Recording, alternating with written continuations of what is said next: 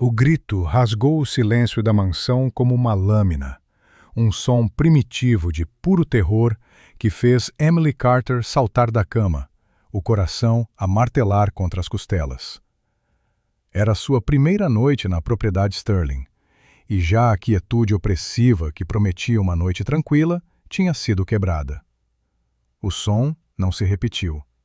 Foi substituído por um silvo agudo e mecânico, seguido por um baque surdo e pesado. Correndo descalça pelo corredor gelado, guiada apenas pela réstia de luar que se filtrava pelas janelas altas, a madeira antiga rangendo sob os seus pés como ossos velhos, ela parou em frente a uma imponente porta de carvalho. Era de lá que o som tinha vindo. Hesitou apenas um segundo, a mão a pairar sobre o puxador de latão frio. As regras da Sra. Gable foram claras. Não perturbe o mestre. Mas aquele não era o som de um homem a querer estar sozinho. Era o som de algo terrivelmente errado. Respirando fundo, ela girou o puxador e empurrou a porta. Abriu-se sem um som. O que encontrou lá dentro fê-la parar no limiar. O escritório era vasto, uma caverna de conhecimento com estantes do chão ao teto, repletas de livros. Mas o centro do espaço era um choque de eras, uma arena de tecnologia de ponta. Monitores holográficos tremeluziam no ar, exibindo linhas de código e diagramas complexos. E no meio de tudo estava a fonte do barulho. Alexander Sterling não estava na sua cadeira de rodas. Estava de pé, ou melhor, suspenso, dentro de um exoesqueleto de metal polido e fios que lhe envolvia as pernas e a cintura. Um dos servomotores à altura do joelho direito soltava fumo e faíscas, silvando como uma serpente furiosa. O homem estava preso, o corpo tenso e arqueado de uma forma não natural, o rosto contorcido numa máscara de dor e fúria. Ele virou a cabeça bruscamente na direção dela. Mesmo à distância e na penumbra, os seus olhos pareciam arder. Cicatrizes finas, como teias de aranha prateadas, marcavam um lado do seu rosto, desde a têmpora até a mandíbula, vestígios do acidente que lhe roubara tudo. "Quem diabos é você?" rosnou ele, a sua voz um barítono áspero, amplificado pela acústica da sala. "Saia, agora!" Emily ignorou a ordem. Os seus instintos de enfermeira tomaram o controlo. Deu um passo para dentro da sala, os olhos a percorrer a máquina, a avaliar a situação. "Sou Emily Carter, a sua nova enfermeira. Parece que o estabilizador do atuador direito sobreaqueceu. Se não o libertar, arrisca-se a uma queimadura grave e a danos musculares permanentes." Uma risada curta e amarga escapou-lhe. "Uma especialista em robótica agora? Desapareça antes que eu chame a segurança para arrastar para fora da minha propriedade." A segurança demoraria 5 minutos a chegar do portão. "O seu músculo quadricípite vai entrar em espasmo em menos de 1, respondeu ela calmamente, aproximando-se. "Onde está o painel de controlo de emergência?" Alexander olhou-a, uma centelha de surpresa a piscar nos seus olhos escuros antes de ser extinta pela raiva. Ele não respondeu. Em vez disso, tentou alcançar um teclado na consola mais próxima, mas o movimento fez a máquina avariada ranger e apertar ainda mais a sua perna. Ele sufocou um gemido de dor, os nós dos dedos brancos onde se agarrava a uma barra de apoio. Emily não esperou por uma resposta. Contornou-o, mantendo uma distância profissional. Localizou um painel na parte de trás do aparelho, protegido por uma placa de metal. Tinha um fecho biométrico. "Preciso da sua impressão digital. Ou pode dizer-me o código de anulação manual." "Vá para o inferno", sibilou ele, o suor a brilhar-lhe na testa. "Estaremos lá os dois, se este pacote de baterias explodir", retorquiu ela, sem perder a calma. "O código." Houve um longo momento de silêncio, quebrado apenas pelo silvo da máquina e pela respiração pesada dele. Ele observou-a, os seus olhos analíticos a dissecá-la. Viu a sua postura firme, a ausência de medo, o foco clínico no seu olhar. Ela não estava a olhar para o monstro dos tabloides. Estava a olhar para um problema médico que precisava de ser resolvido. 0712 Alpha. Ele finalmente cedeu, as palavras a saírem por entre os dentes cerrados. Os dedos de Emily voaram sobre o pequeno teclado numérico. Um clique soou e a placa de metal soltou-se, revelando uma série de alavancas vermelhas. Ela estudou a configuração por um instante, o seu cérebro a processar o design. Vou libertar a pressão hidraulicamente. Vai sentir uma sacudidela. Não resista. Ela puxou a primeira alavanca. Com um suspiro sibilante de ar comprimido, os suportes metálicos à volta da sua perna direita afastaram-se. O corpo de Alexander cedeu, mas o resto do exoesqueleto manteve-o de pé. Ele fechou os olhos, a mandíbula a contrair-se. Emily puxou a segunda e a terceira alavancas em rápida sucessão. O arnês da cintura abriu-se e o exoesqueleto desativou-se por completo. Sem o seu apoio, as pernas dele cederam. Emily moveu-se com uma rapidez que o surpreendeu. Em vez de o deixar cair, ela posicionou-se, usando seu próprio corpo como alavanca para o guiar na sua queda controlada para a cadeira de rodas motorizada que estava a poucos metros de distância. O seu corpo era pesado e tenso, mas ela conseguiu manobrá-lo para a cadeira. O processo foi desajeitado, íntimo e totalmente silencioso. Uma vez sentado, ele permaneceu imóvel, a cabeça baixa, o cabelo escuro a cair-lhe sobre a testa. A sua respiração era ofegante. Emily pegou num extintor de uma parede próxima e descarregou uma breve nuvem de espuma sobre o servomotor fumegante, que se calou com um último chiado. O cheiro a ozono e a metal queimado encheu o ar. Ela ajoelhou-se à sua frente, a sua voz baixa e profissional. Preciso de examinar a sua perna. Posso? Ele não respondeu, mas também não a afastou. Cuidadosamente, ela levantou a perna da calça do seu fato de treino. A pele por baixo do local onde o motor tinha avariado estava vermelha e inflamada, mas não havia queimaduras abertas. Ela tocou suavemente na área circundante, verificando o inchaço e a resposta muscular. Ele estremeceu ao seu toque, mas não se afastou. Não há danos permanentes, disse ela, levantando-se. Vou buscar uma compressa fria e um anti-inflamatório. Tem alguma alergia? Alexander levantou finalmente a cabeça. O fogo nos seus olhos tinha sido substituído por uma exaustão fria e profunda. Não preciso de uma ama. Com todo o respeito, senhor, respondeu Emily, olhando-o nos olhos. Se tentasse calibrar um protótipo de exoesqueleto de força no meio da noite sem supervisão, não precisa de uma ama. Precisa de um profissional médico competente antes que se mate. Eu sou essa profissional. Agora, as alergias. A boca dele contraiu-se no que poderia ter sido um sorriso, se não fosse tão desprovido de humor. Penicilina. Anotado. Ela virou-se para sair. Carter, chamou ele, a voz mais baixa agora, quase um murmúrio. Ela parou e olhou para trás. As outras 6 fugiram. Eu não sou as outras 6, disse ela simplesmente, antes de sair do escritório e fechar a porta suavemente atrás de si. No corredor, a Sra. Gable esperava-a, imóvel como uma estátua de cera. A sua expressão era indecifrável. Não havia surpresa nos seus olhos, apenas uma vigilância cansada.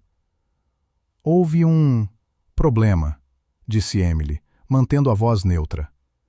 Preciso do kit de primeiros socorros. A perna dele precisa de uma compressa fria. A governanta não fez perguntas, apenas assentiu rigidamente. Siga-me. Ela levou-a não a uma casa de banho, mas a uma cozinha imaculada e surpreendentemente moderna, um oásis de aço inoxidável e granito no meio da mansão antiga. A Sra. Gable abriu um congelador e entregou a Emily uma bolsa de gel profissional. Depois, abriu um armário que continha um kit médico mais bem abastecido do que o de muitas clínicas. Enquanto Emily preparava o que precisava, a senhora Gable encheu uma chaleira elétrica.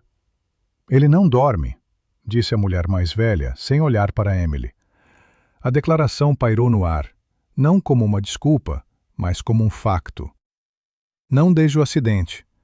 Ele trabalha nas suas invenções. Diz que é a única maneira de silenciar o ruído. Emily olhou para a governanta, que agora media o chá em folhas para um bule de porcelana. Que ruído? A senhora Gable virou-se e, pela primeira vez, Emily viu uma fenda na sua fachada severa. Era um vislumbre de uma dor antiga e profunda. Há coisas piores do que as cicatrizes que se vêem, menina Carter. Ele construiu aquela máquina para voltar a andar. Cada noite ele tenta, e cada noite ele falha. Ela serviu a água a ferver sobre as folhas. Ele não é um monstro. Ele é um homem preso numa jaula que ele próprio construiu. Emily pegou na compressa e no analgésico. Mesmo assim, ele não pode arriscar-se a ferir-se assim. É imprudente.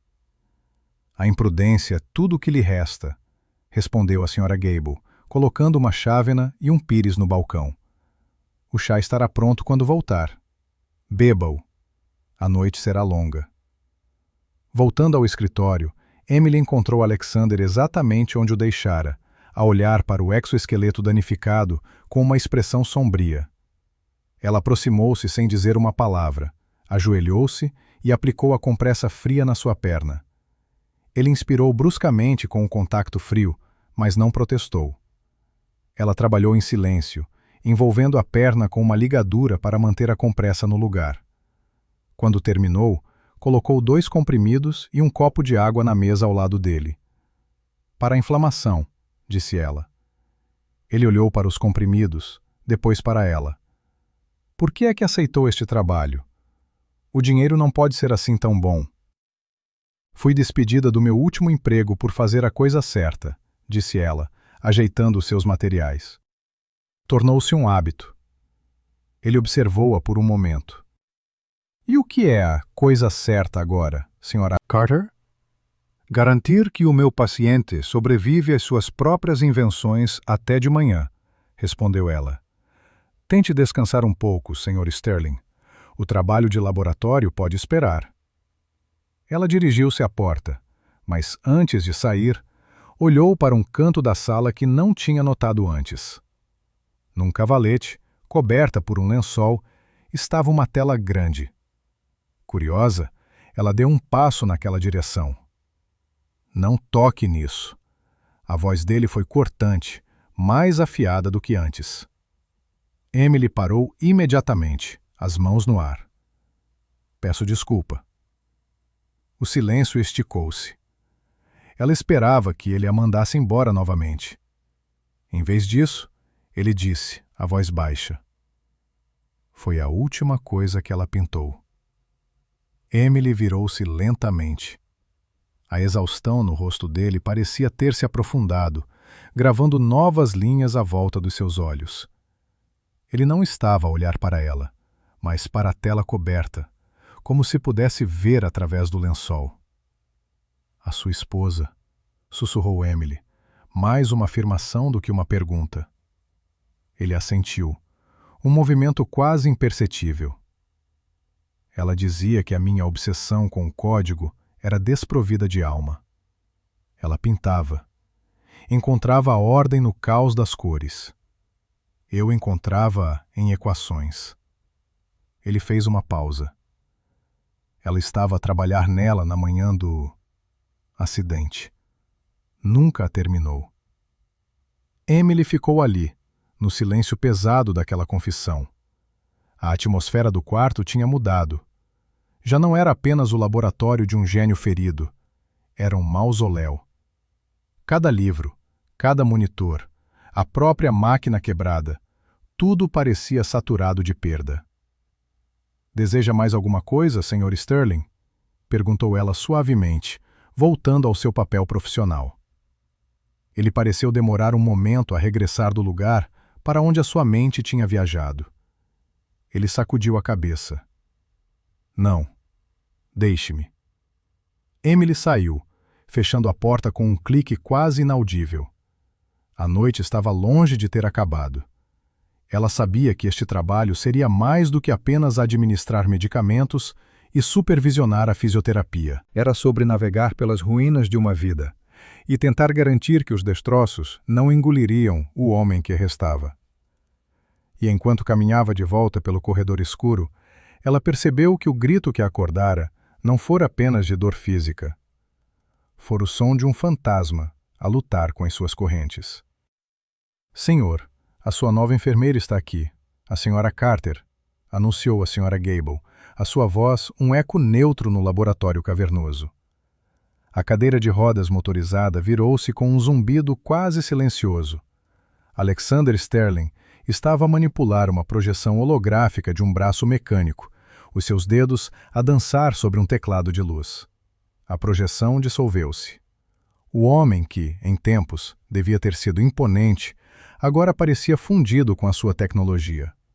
O seu rosto era severo, um mapa de concentração e dor antiga, marcado por uma longa cicatriz prateada que descia do lado esquerdo da testa até a mandíbula. Os seus olhos, de um azul surpreendentemente intenso, fixaram-se nela, frios e analíticos. Outra cobaia para o labirinto? Disse ele, a sua voz um rosnado grave que vibrou no ar. Quanto tempo acha que esta vai durar, Gable? Uma semana? Talvez 3 dias até perceber que não há cura para um fantasma. Emily avançou um passo, o som dos seus sapatos práticos a estalar no chão de betão polido. Ela colocou a sua mala no chão com um clique deliberado. Eu sou Emily Carter. Li o seu historial médico, incluindo os relatórios dos seus 6 antecessores. O seu médico prescreveu uma sessão de fisioterapia às 15 horas para combater a atrofia muscular progressiva. Alexander soltou uma gargalhada curta e amarga, um som como metal a ranger. Ele gesticulou em direção a uma consola próxima, e os ecrãs que flutuavam no ar exibiram dados biométricos complexos. Eu monitorizo a minha própria atrofia, Sra. Carter, e não preciso de uma babá para me dizer para esticar as pernas que não sinto. Pode pegar nas suas coisas e na sua compaixão mal colocada e ir-se embora. Emily não se moveu. O seu olhar encontrou o dele, firme e sem vacilar. O Sr. Sterling, eu não sou uma babá. Sou uma profissional de saúde certificada com especialização em reabilitação neuromuscular. O seu contrato estipula que eu sigo as ordens do Dr. Evans, não as suas. A sessão de fisioterapia é às 15 horas. Estarei aqui para o ajudar, quer sinta as suas pernas ou não. O seu sistema nervoso central ainda se lembra delas. Um silêncio tenso, carregado de ozono das máquinas, encheu a sala. A Sra. Gable observava da porta, os lábios finos numa linha tensa. Os olhos de Alexander Sterling estreitaram-se, a sua análise a ela a intensificar-se. Ele esperava medo ou intimidação. Encontrou uma calma clínica. Com um movimento brusco do pulso, ele fez a sua cadeira deslizar para a frente, parando a centímetros dos pés dela. Faça o que quiser, resmungou ele, a sua voz perigosamente baixa. Mas não me toque. Não fale comigo a menos que seja absolutamente necessário. E, acima de tudo, fique fora do meu caminho. Ele virou a cadeira de volta para os seus hologramas, o teclado de luz a reaparecer sob os seus dedos. A sua demissão foi absoluta. O resto do dia passou numa trégua frágil. Ao meio-dia, ela preparou a sua medicação. Em vez de a deixar com a Sra. Gable, levou-a pessoalmente ao laboratório. Ele estava tão absorto que não a ouviu aproximar-se. A sua dose de gabapentina, disse ela, colocando os comprimidos e um copo de água numa superfície de trabalho livre. Ele nem sequer olhou para cima. Deixa aí. É para ser tomado com comida, para minimizar os efeitos secundários gastrointestinais. A Sra. Gable preparou o almoço. Desta vez, ele olhou para ela, a irritação a faiscar nos seus olhos. Sabe o que isto faz, enfermeira? Entorpece. Desliga os nervos que gritam por membros que já não obedecem. Prefiro os gritos à névoa. Também previne as convulsões a que o senhor é propenso devido aos danos na medula espinal na C5 e C6, retorquiu ela calmamente. A névoa é preferível a uma convulsão que o poderia deixar com danos cerebrais permanentes. Ela fez uma pausa. Mas o senhor já sabe disso, não é? Ele olhou para ela, depois para os comprimidos. Sem outra palavra, engoliu-os com um gole de água. Foi uma pequena vitória, mas uma vitória ainda assim. Às 15 horas em ponto, ela esperava no ginásio em casa, um espaço impressionante equipado com tecnologia de reabilitação de ponta. Um homem de meia-idade com ombros largos e um ar cansado, Arthur, o fisioterapeuta, estava a ajustar as correias num arnês de suspensão sobre uma passadeira antigravidade. "Ele vem?" perguntou Arthur, sem muita esperança. "Ele virá", respondeu Emily. E ele veio. Alexander entrou na sua cadeira de rodas, o seu rosto uma máscara de ressentimento. A transferência do arnês foi um processo tenso e silencioso. Uma vez suspenso, com as pernas a tocar na passadeira, a sessão começou. Arthur guiou-o através dos exercícios, a sua voz um monólogo profissional. Alexander moveu-se com uma determinação feroz, os músculos dos seus braços e ombros tensos enquanto forçava as suas pernas a seguir o movimento da passadeira. 20 minutos depois, o desastre aconteceu. Ele forçou demasiado, tentando aumentar a velocidade. O músculo da sua coxa esquerda, já enfraquecido, entrou num espasmo violento. Ele gritou, um som agudo e de dentes cerrados, e o seu corpo torceu-se no arnês. "É tudo! Desliguem!" ordenou Arthur, movendo-se para o painel de controlo. "Não!" interveio Emily, a sua voz a cortar o pânico. Ela aproximou-se de Alexander, ignorando seu olhar furioso. "Sr. Stelling, respire fundo. O espasmo é uma resposta miotática. Lute contra ele e só piorará. Relaxe o músculo. Visualize-o a alongar-se." "Saia da minha frente", sibilou ele, o suor a escorrer-lhe pela testa. "Arthur, diminua a carga de peso em 15% e incline a passadeira 2 graus negativos", ordenou Emily, os seus olhos fixos em Alexander. "A mudança de ângulo irá alterar a tensão no quadricípite." Arthur, surpreendido com a sua autoridade, obedeceu. "Agora, Sr. Sterling, concentre-se na minha voz. Inspire pelo nariz. Expire pela boca. Sinta o arnês a suportá-lo. Deixe a perna solta." Relutantemente, ele seguiu as suas instruções. A sua respiração ofegante começou a acalmar. Lentamente, visivelmente, o nó tenso no seu músculo começou a relaxar. Após um longo minuto, o espasmo passou. Ele ficou pendurado no arnês, exausto e a tremer. "Mais 5 minutos", disse Emily calmamente a Arthur. "Há um ritmo lento. Precisamos de eliminar o ácido lático." Alexander levantou a cabeça. Não havia gratidão nos seus olhos, mas o fogo da raiva tinha sido substituído por uma perplexidade relutante. Ele terminou a sessão em silêncio. Depois, retirou-se para os seus aposentos sem uma palavra. Arthur observou-o partir. Depois virou-se para Emily. "Ele completou a sessão inteira", disse ele, quase num sussurro. "Ele não fazia isso há meses. Geralmente, desiste ao primeiro sinal de dor." Emily simplesmente acenou com a cabeça e começou a limpar o equipamento. Mais tarde, ela preparou um jantar leve, rico em proteínas e potássio, e entregou o tabuleiro à Sra. Gable. A governanta olhou para Emily com um novo respeito. Arthur ligou. Ele agradeceu-lhe. O peso da atmosfera da casa e a hostilidade do seu paciente esgotaram-na. Adormeceu quase instantaneamente, até que o grito a acordou.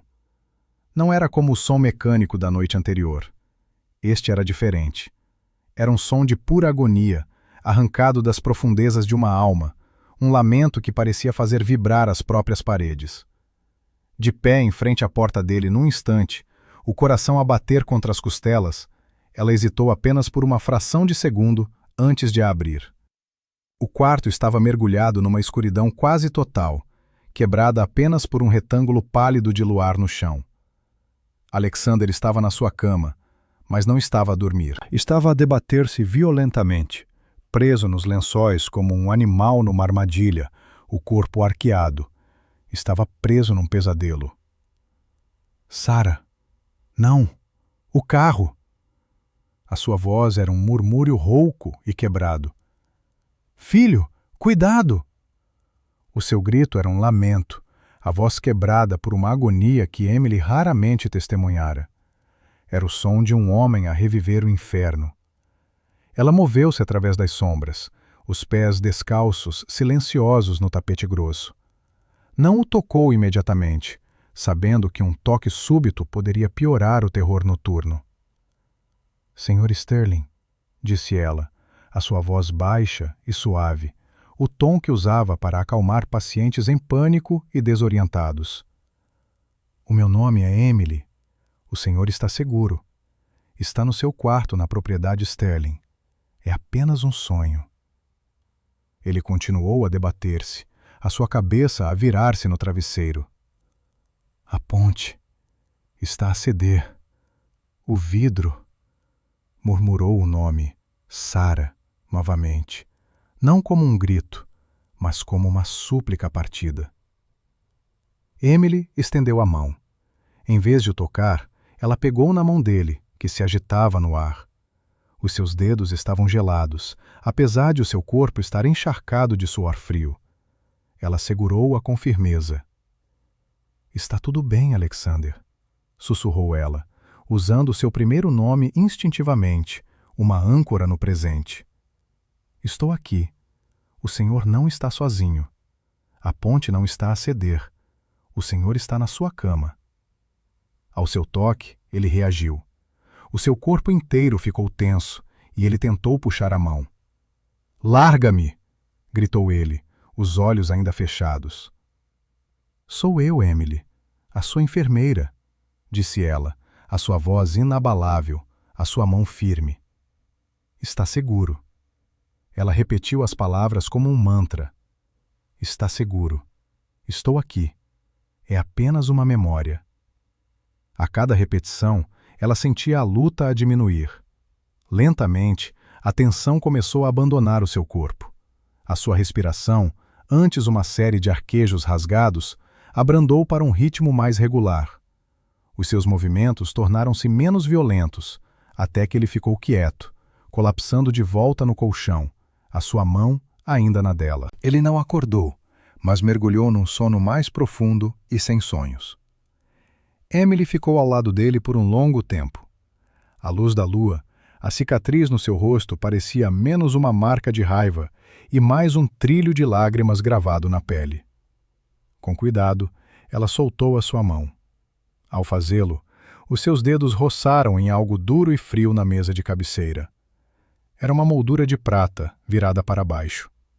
Movida por um impulso, ela pegou nela. Virou-a.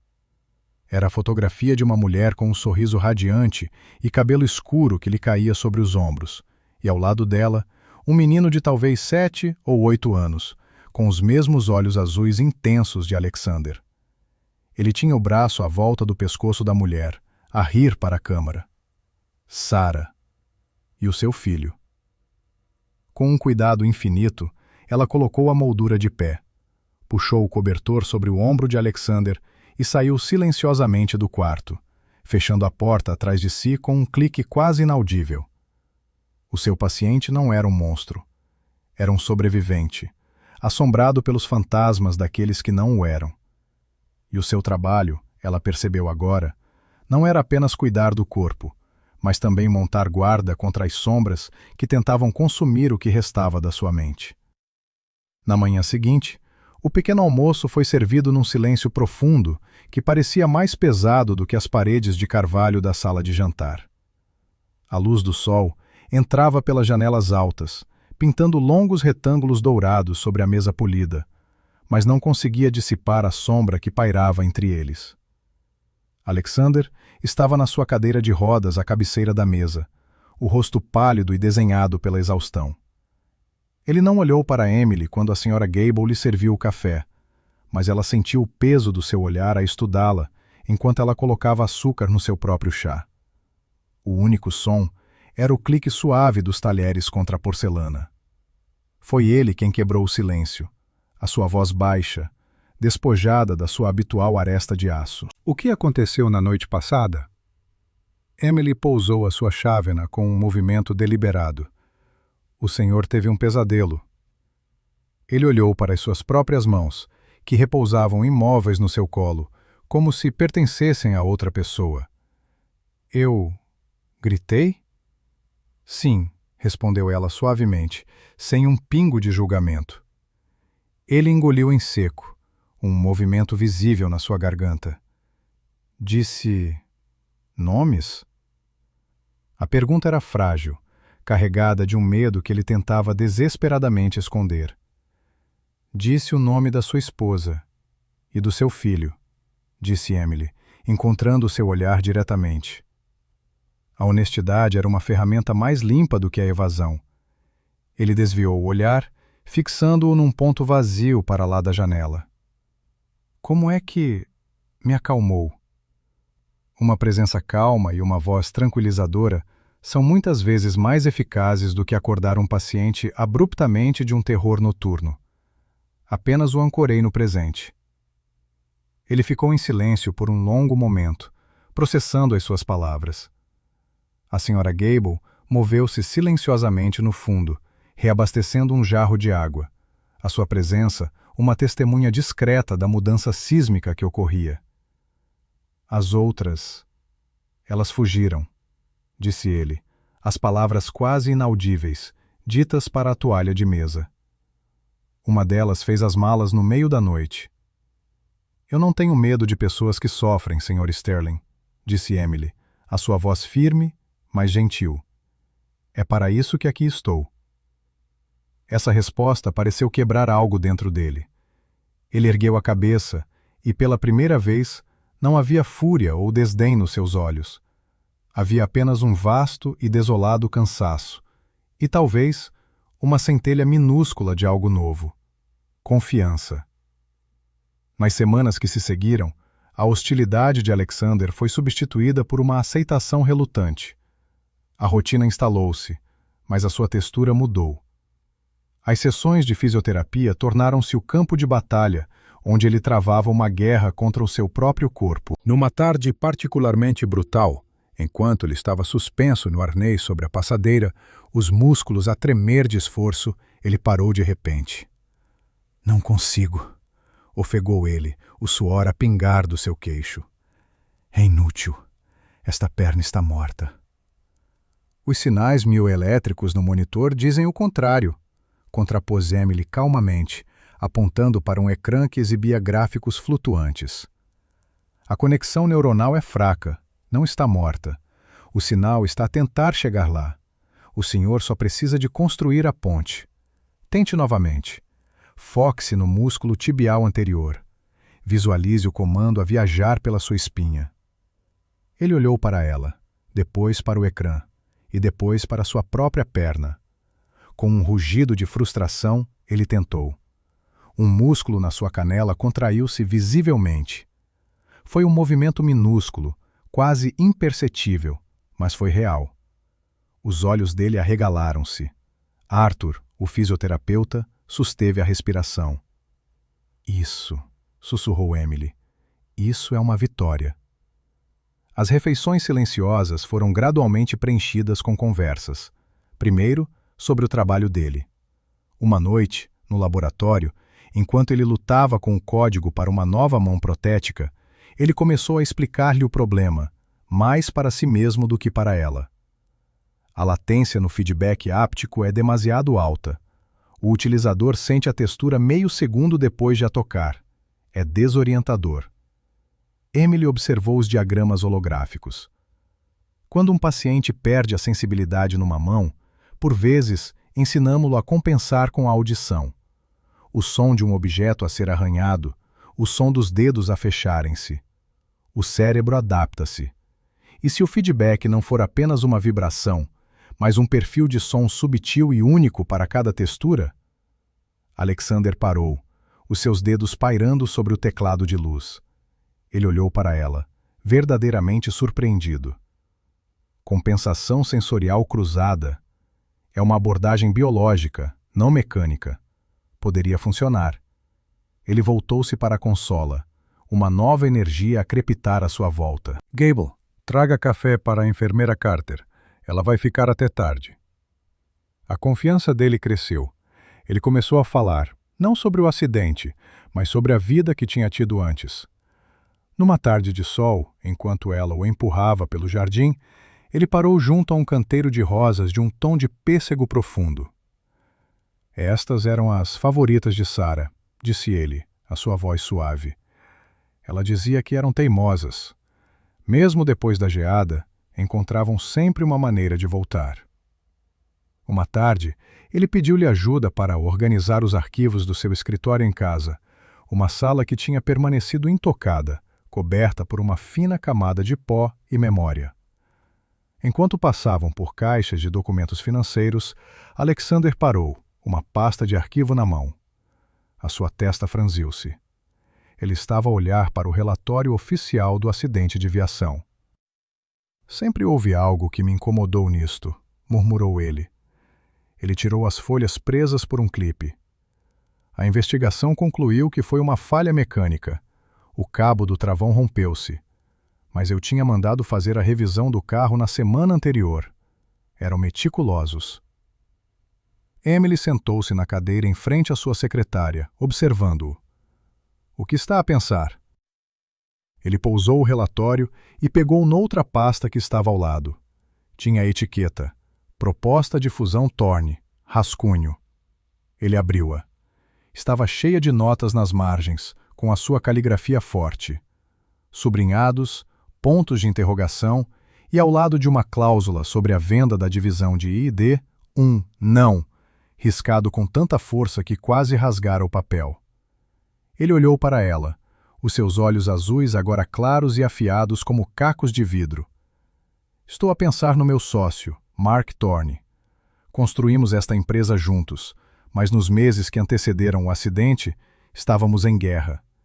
Eu queria investir os nossos lucros em tecnologia de energia sustentável a longo prazo. Ele queria vender as nossas divisões mais lucrativas a um conglomerado chinês, para um lucro rápido e obsceno. Tivemos uma discussão feia na noite anterior ao acidente. Disse-lhe que vetaria o negócio. Ele fez uma pausa, o seu olhar a alternar entre a proposta de fusão e o relatório do acidente. Depois do acidente, enquanto eu estava em coma, ele assumiu o controlo. O conselho deu-lhe plenos poderes de emergência.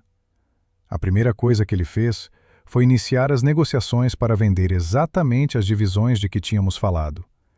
Ele disse a todos que era para garantir o futuro da empresa, que era o que eu teria querido. Um arrepio percorreu a espinha de Emily. O senhor acha que ele... Eu estava demasiado mergulhado na minha dor para pensar nisso na altura, disse Alexander, a sua voz a endurecer, cada palavra a cair como uma lasca de gelo. Mas agora estou a ver as coisas com mais clareza. A oficina que fez a revisão, fui lá durante anos, conhecia o dono. O relatório diz que ele não conseguiu encontrar nada de errado nos seus registros. Pouco depois, ele vendeu o negócio e reformou-se. Ele bateu com o dedo no papel. Mark foi a única pessoa que beneficiou com a minha tragédia. Ele conseguiu a empresa, o dinheiro, tudo o que queria. A apatia que o tinha envolvido durante 2 anos estava a dissipar-se, a ser queimada por uma fúria fria e calculista. Os seus olhos encontraram os dela, e neles havia uma determinação que ela não via desde que chegara. Eu preciso de saber a verdade, declarou ele. Preciso de saber se o homem que chamei de amigo assassinou a minha família. Emily, preciso da sua ajuda.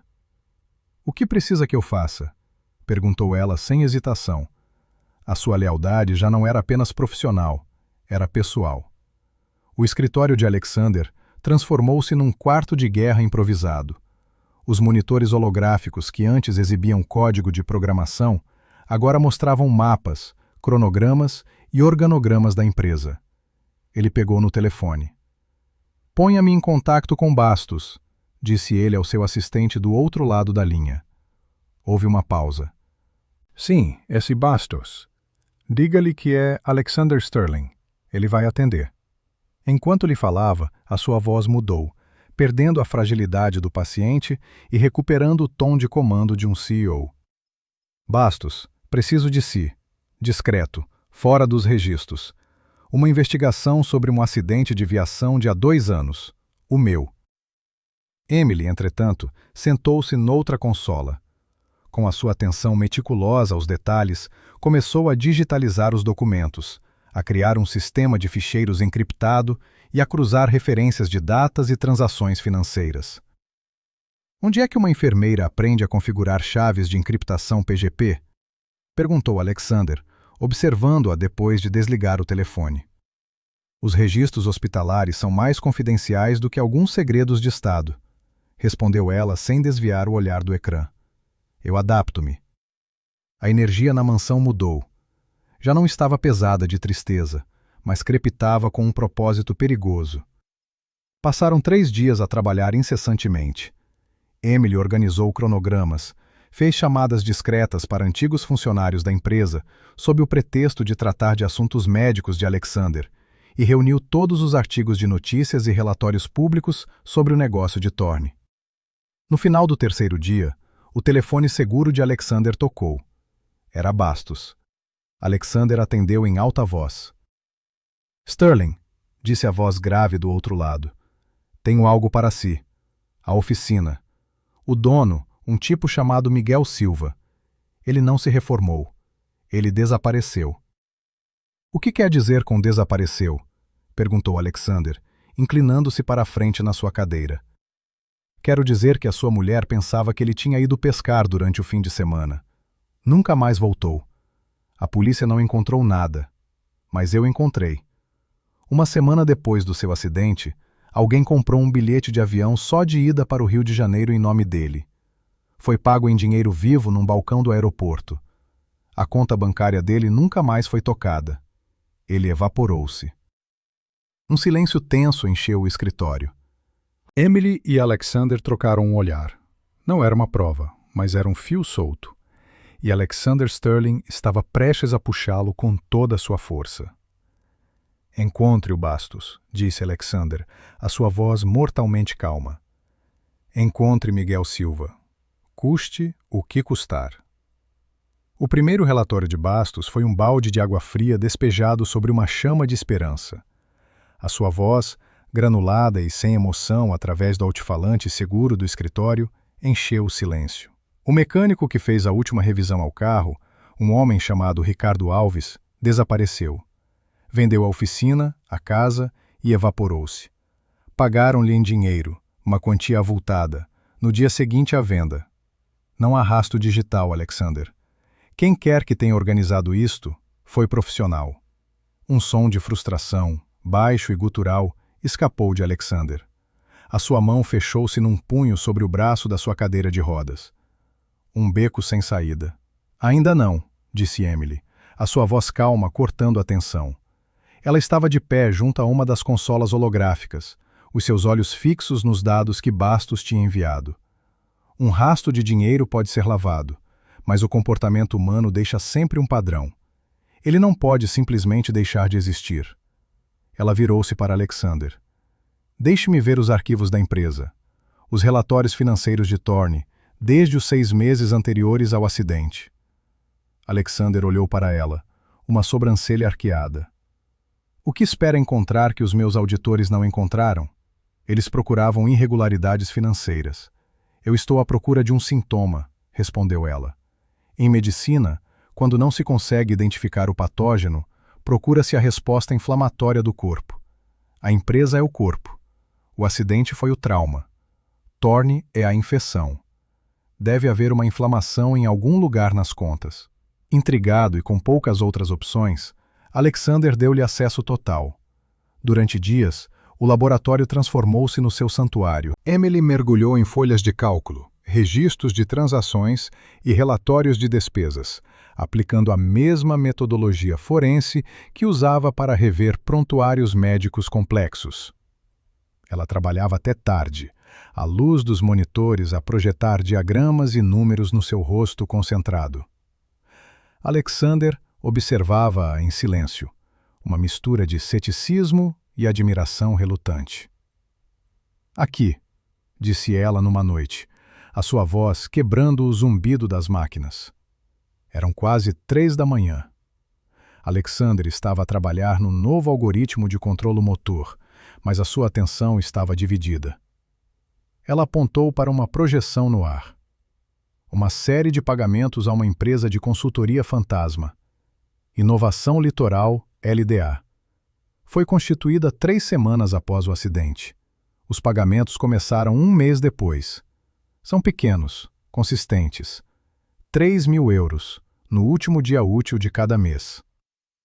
Despesas de consultoria são normais, disse Alexander, aproximando a sua cadeira. Mas não assim. Não há contratos anexados, não há relatórios de serviço, não há nomes. E o valor é demasiado baixo para um verdadeiro contrato de consultoria de uma empresa do seu tamanho, mas é demasiado alto para passar despercebido por muito tempo se fosse um erro. Não parece uma liquidação. Parece um salário. Ou um suborno contínuo. É um pagamento para manter alguém calado e confortável, mas não rico o suficiente para chamar a atenção. Um brilho de aço reacendeu-se nos olhos de Alexander. Ele pegou no telefone seguro. Bastos. Tem um novo fio para puxar. Inovação Litoral. A espera pelas notícias de Bastos foi tensa. Durante esse tempo, um novo alarme soou no laboratório. Não um alarme de incêndio, mas um guincho digital agudo. Emily estava a organizar os ficheiros da investigação num servidor encriptado, quando uma janela de aviso vermelha piscou no seu ecrã. Intrusão detetada, disse ela, a sua voz subitamente tensa. Alexander moveu-se para a consola principal. Os seus dedos voaram sobre o teclado de luz. Estão a tentar uma entrada de força bruta na sua partição. Amadorístico, mas persistente. Ele iniciou um rastreamento reverso. Linhas de código e mapas de rede sobrepuseram-se no ar. O ataque está a ser reencaminhado através de meia dúzia de proxies na Europa de Leste, mas a origem, a assinatura do pacote de dados de origem é da rede interna da Sterling Thorne. Ele olhou para Emily, os seus olhos escuros. Thorne sabe que estamos a remexer, ou, pelo menos, suspeita. A ameaça já não era uma memória do passado, era presente e ativa. 2 semanas depois, Bastos ligou. A sua voz estava carregada de uma satisfação contida. Encontrei-o. Ricardo Alves está a viver numa pequena vila piscatória no Algarve, sob o nome de Manuel Santos. Abriu uma pequena oficina de reparação de barcos. A Inovação Litoral está registrada numa morada de uma caixa postal em Faro, a 20 quilômetros de onde ele vive. Ele não está a viver no luxo, Alexander. Apenas a manter-se à tona. Thorne está a mantê-lo numa coleira curta. O plano seguinte foi elaborado com a precisão de um cirurgião. Bastos não levaria a polícia. Seria uma abordagem em 2 fases. A primeira visita foi de reconhecimento e intimidação. A oficina de barcos de Alves cheirava a maresia, óleo diesel e medo velho.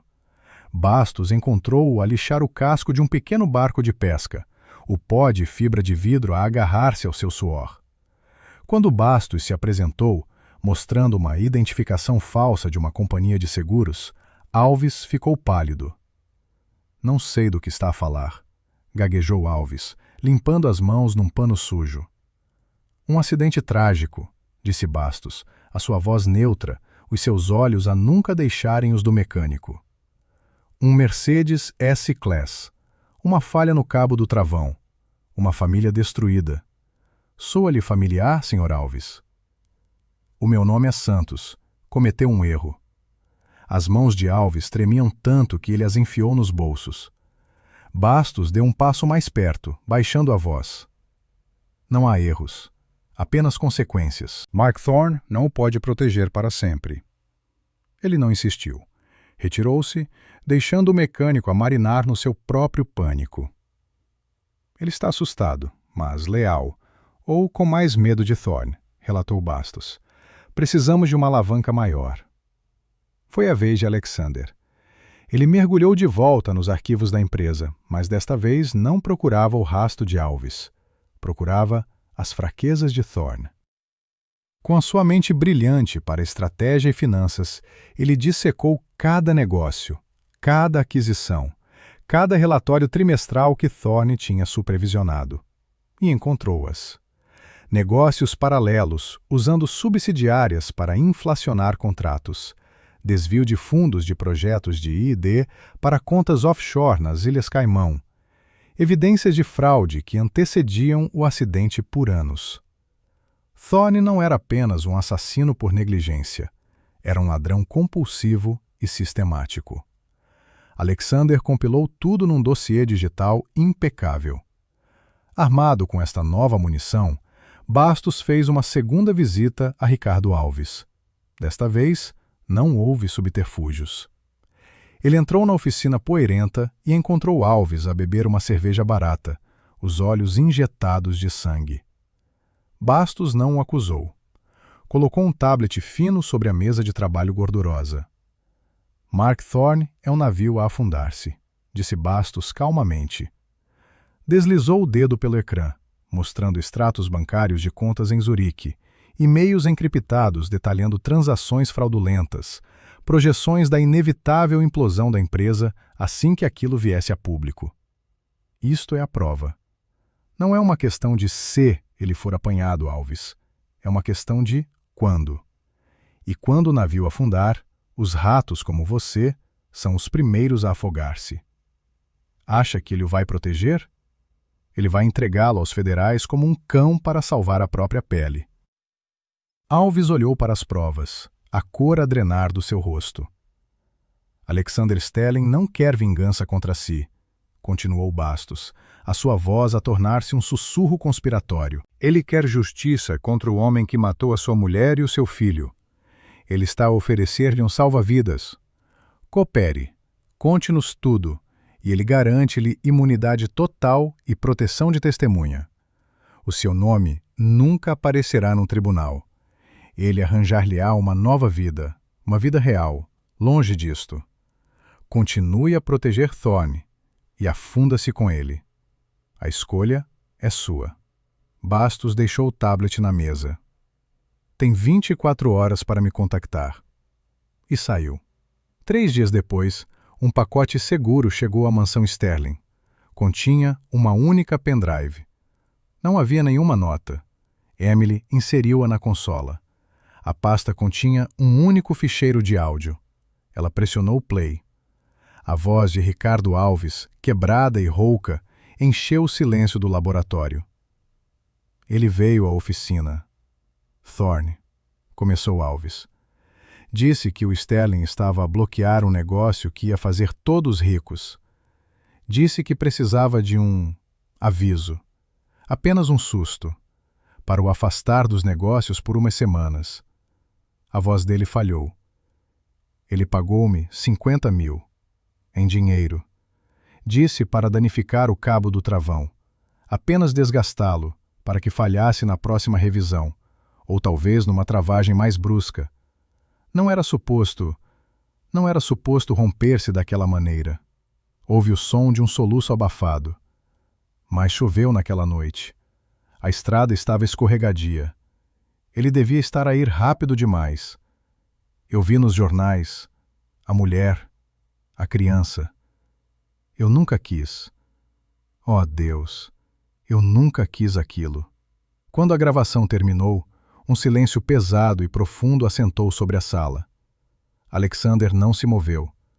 O seu rosto, iluminado pelo brilho azul dos monitores, era uma máscara de pedra. Não houve um grito de raiva, não houve lágrimas. Apenas uma quietude terrível, a calma no olho de um furacão. Emily estendeu a mão e colocou-a suavemente no seu antebraço. O músculo por baixo da sua mão estava tenso como aço. Ele olhou para ela, e a dor nos seus olhos era tão profunda que era quase física, um abismo sem fundo. Lentamente, ele levantou a sua própria mão e cobriu a dela, os seus dedos frios. A sua voz, quando falou, era um murmúrio gelado, cada palavra um fragmento de gelo. Não. Não paz. Ele fez uma pausa, os seus olhos a encontrarem os dela com uma intensidade assustadora. Justiça. Com a confissão e o dossiê financeiro, Alexander tinha tudo o que precisava. Ele convocou uma reunião de emergência do Conselho de Administração para o final da semana. Os dias que se seguiram foram marcados por uma transformação notável. A névoa de luto e apatia que o envolvera durante 2 anos dissipou-se, queimada por um propósito gélido. O ginásio de reabilitação tornou-se o seu campo de treino. Passou horas com Emily, empurrando o seu corpo para além dos limites da dor e da exaustão. De novo, dizia ele, ofegante, depois de cair ao tentar dar um passo com o apoio das barras paralelas. E Emily estava lá, não para o amparar, mas para garantir que ele não se magoava, para corrigir a sua postura, para o empurrar com a sua calma e inabalável competência. No dia da reunião, a mudança era total. Pela primeira vez em 2 anos, ele não estava de fato de treino. Usava um fato de 3 peças, cinzento carvão, feito à medida, que lhe assentava nos ombros com uma autoridade esquecida. O seu cabelo estava cortado, o seu rosto barbeado, exceto pela cicatriz que agora parecia menos um sinal de fraqueza e mais uma medalha de uma guerra que sobrevivera. Com a ajuda de Emily, ele levantou-se da sua cadeira de rodas. Pegou numa bengala de ébano com um cabo de prata maciça. Ele olhou para o seu reflexo na janela do chão ao teto, e o homem que o encarou de volta não era a vítima que o mundo pensava conhecer. Era um predador, e estava a ir caçar. Quando entraram na sala de reuniões da Sterling Enterprises, o silêncio foi absoluto, denso e quebradiço como uma fina camada de gelo sobre águas profundas. Os 12 membros do conselho, homens e mulheres, habituados a um mundo de números e projeções previsíveis, olharam fixamente, as suas expressões a variarem entre a incredulidade e o choque total. Mark Thorne, sentado confortavelmente na cabeceira da mesa, como um rei no seu trono, empalideceu visivelmente. A sua chávena de café parou a meio caminho dos lábios, a mão a tremer ligeiramente, fazendo a porcelana tilintar contra o pires. Alexander? Que surpresa agradável! Gaguejou ele, esforçando-se por compor um sorriso que mais parecia um esgar de dor. Ele levantou-se a meio, um gesto incerto entre a saudação e a defesa. Não sabíamos que vinhas? Se soubéssemos, teríamos... Houve uma mudança de planos, Mark, disse Alexander, a sua voz calma, mas com um timbre de aço polido que cortou o balbucio de Thorne. Cada sílaba era medida, desprovida de emoção, o que a tornava ainda mais ameaçadora.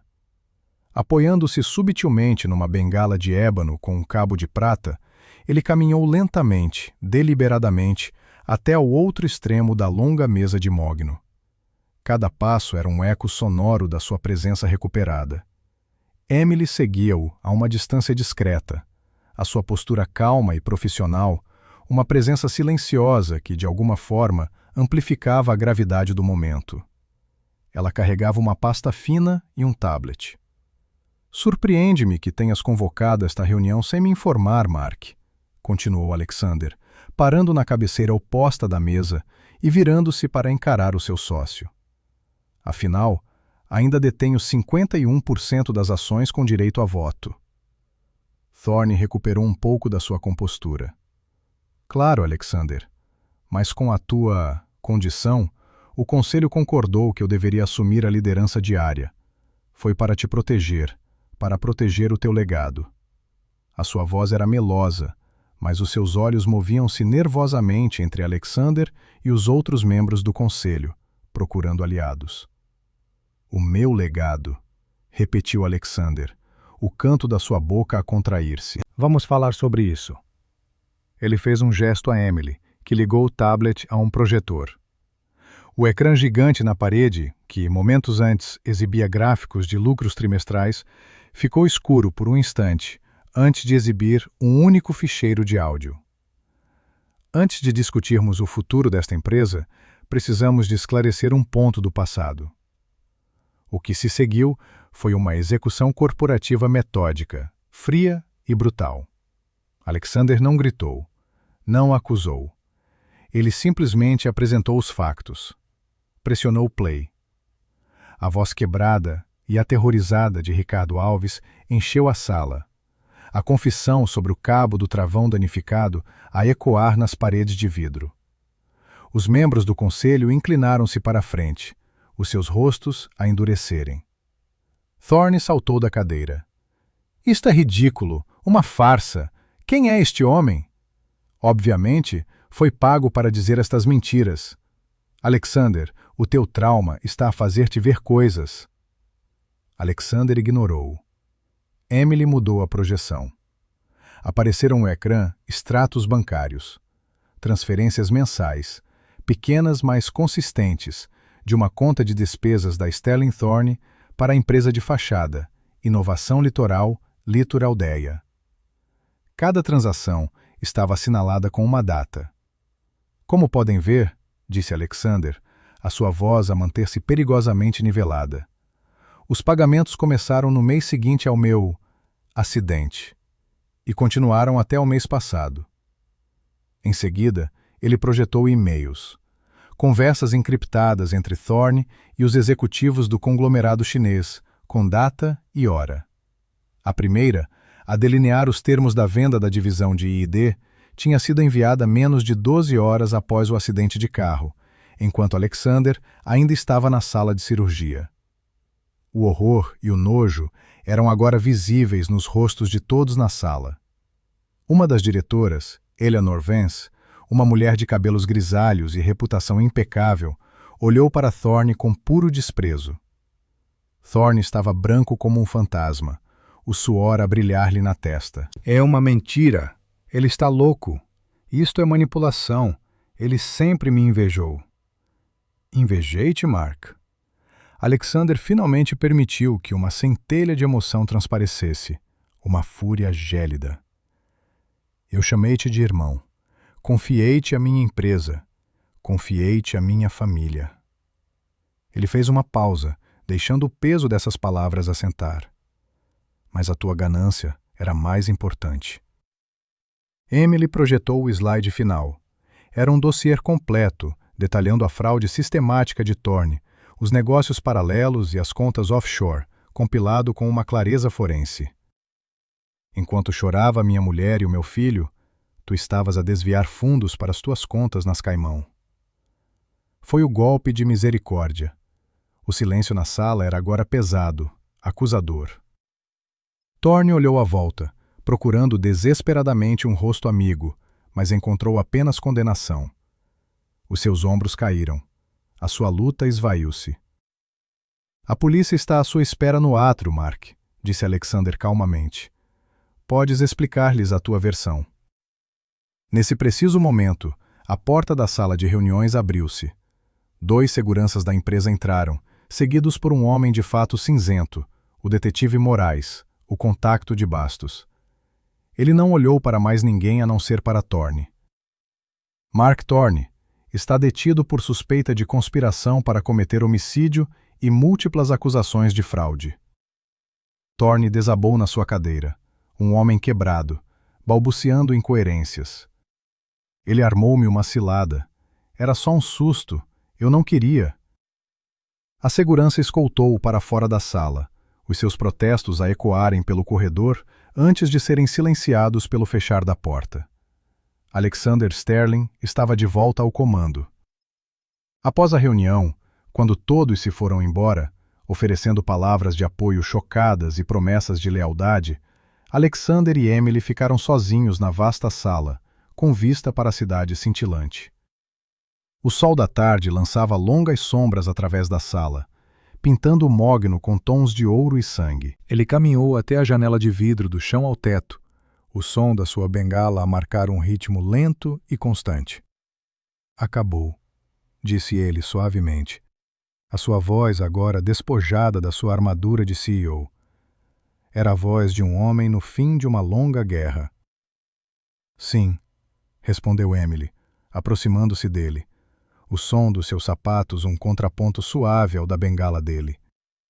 Ele permaneceu de costas para ela por um momento, a olhar para a cidade que quase lhe fora roubada. Eu costumava olhar para esta vista e ver oportunidades.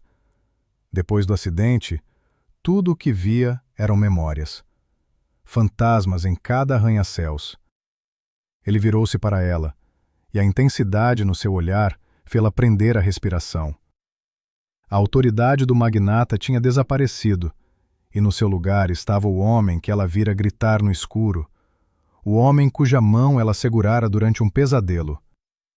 Durante 2 anos, eu estive a morrer naquela casa, disse ele, a sua voz embargada por uma emoção crua que ele já não tentava esconder. Cada dia era apenas uma espera pelo fim. Construí muros tão altos à minha volta, feitos de raiva e dor, que pensei que ninguém conseguiria derrubá-los. Pensei que não queria que ninguém o fizesse. Ele deu um passo hesitante em frente, fechando a distância entre eles. A sua mão livre, a que não segurava a bengala, encontrou a dela. Os seus dedos entrelaçaram-se nos dela, um gesto que era ao mesmo tempo uma pergunta e uma afirmação. E depois, tu chegaste. Entraste na minha fortaleza. Não tiveste medo da minha raiva, nem da minha dor. Olhaste através de tudo isso e viste a mim. Viste o homem por detrás do monstro. Emily, tu não me ajudaste apenas a andar novamente. Cada sessão de terapia, cada conversa, cada vitória minúscula, ensinaste-me a viver novamente. Lágrimas brotaram nos olhos de Emily, mas ela não as enxugou. Elas eram uma prova do caminho que tinham percorrido juntos. Eu não consigo imaginar a minha vida sem ti agora, continuou ele. A sua voz, um sussurro urgente, cheio de 2 anos de solidão reprimida. Não como minha enfermeira, como minha parceira, como meu norte, como tudo para mim. Não vim até aqui hoje apenas para recuperar a minha empresa. Vim até aqui para poder ficar de pé, na minha própria força, e oferecer-te um futuro, um que merecemos. Ele apertou a mão dela com mais força. Emily Carter, queres construir esse futuro comigo? A pergunta pairou no ar, simples e cheia de um peso incrível. Para a mulher que tinha perdido o emprego por defender o que era certo, que tinha aceitado um trabalho impossível por desespero e encontrado um propósito que nunca esperara, a resposta era mais fácil que alguma vez dera. Sim, sussurrou ela, a sua voz firme apesar das lágrimas. Sim, Alexander, quero. Ele sorriu. Não o esgar amargo ou o lampejo cínico que ela conhecera, mas um sorriso verdadeiro, genuíno, que transformou o seu rosto severo, suavizando as linhas de dor e iluminando seus olhos. Inclinou-se e beijou-a. Foi um beijo desprovido de paixão desesperada, mas cheio de gratidão profunda, de reconhecimento e da promessa silenciosa de um novo começo, construído sobre as ruínas de uma vida antiga. 1 ano depois, os jardins da mansão Sterling estavam irreconhecíveis. Onde antes havia ervas daninhas e silêncio, agora havia canteiros de rosas de um tom pêssego profundo a florescer sob o sol. A casa, antes escura e opressiva, estava cheia de luz e do som ocasional de riso. Emily e Alexander casaram-se numa cerimônia privada, apenas com a Sra. Gable e alguns amigos íntimos como testemunhas.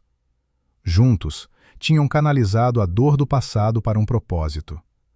O antigo laboratório de Alexander tinha sido transformado. Agora era a sede da Fundação Sarah e Leo Sterling, uma instituição de caridade de ponta dedicada a desenvolver e fornecer próteses e tecnologias de reabilitação a vítimas de acidentes que não as podiam pagar. A tragédia deles tornou-se uma fonte de esperança para inúmeras outras pessoas. Alexander já não precisava da sua bengala. A sua recuperação fora lenta e árdua, mas a sua determinação, agora focada na vida em vez de na vingança, tinha realizado o que os médicos consideravam improvável. Dirigia sua empresa com uma nova visão, focada na inovação ética e sustentável. Naquela noite, Emily encontrou-o no terraço, a olhar para as estrelas que se espalhavam pelo céu noturno como diamantes sobre veludo. Ele já não parecia um homem assombrado. Parecia um homem em paz. Ele passou um braço à volta dela, puxando-a para perto. "Lembras-te da primeira noite em que estiveste aqui?" perguntou ele suavemente, a sua voz um murmúrio quente contra o cabelo dela. O grito, a máquina avariada. "Como poderia esquecer?" respondeu ela, encostando a cabeça ao seu ombro. "Eu era um homem assombrado por fantasmas", disse ele. "Tu entraste naquele quarto escuro, no meu inferno particular, e em vez de fugires, trouxeste a luz contigo." Ela olhou para ele, o seu amor por ele a encher-lhe o coração até transbordar. "A luz nunca se foi, Alexander. Apenas a cablagem estava danificada. Tu só precisavas que alguém te lembrasse de como encontrar o interruptor." Ele beijou-a debaixo do céu estrelado, um beijo longo e terno. E o silêncio que os envolveu não era mais opressivo ou vazio. Era um silêncio pacífico, preenchido, cheio das promessas não ditas de um futuro que, em tempos, parecera impossível. Juntos, tinham encontrado não apenas a cura, mas a salvação um no outro.